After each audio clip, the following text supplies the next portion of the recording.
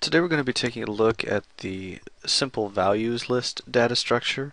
It's a basic entity that just contains enumerated values, strings, as you would see in any drop-down menu. A lot of times you'll statically define these options in a form, or sometimes you may define them as a string list inside of a creator copy component.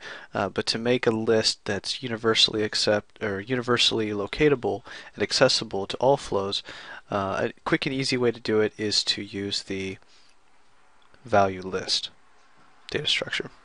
Now beforehand I've created a basic data structure called priority levels.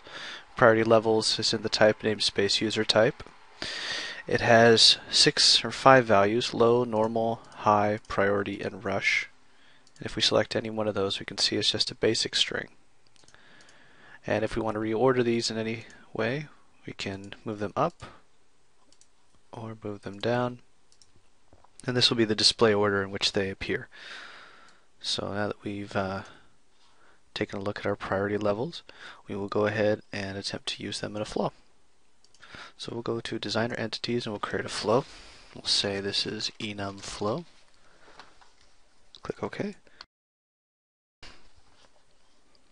And the first thing we want to do is we want to get this value list.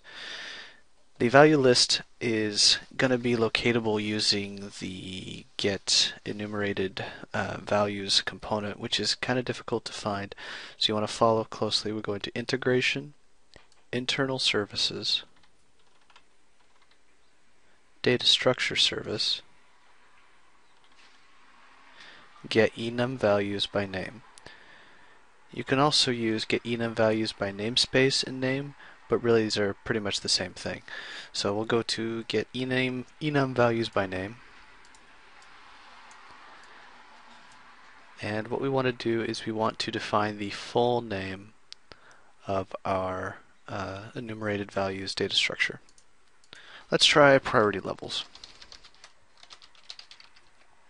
Now this is going to be incorrect, but I just want to demonstrate one of the things that may happen to you when you are using this component. So we'll call this priority levels, and just for display purposes, with those enumerated values we'll just cycle through them with a for each step, and we will display them as notifications.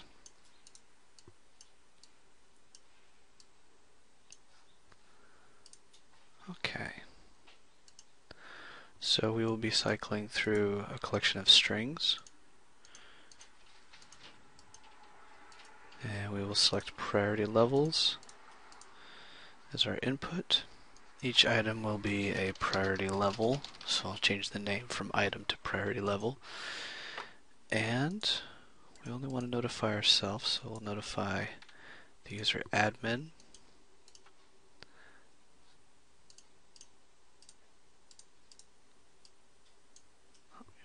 Connected the wrong outcome. Let's correct next. And there we go. Priority level.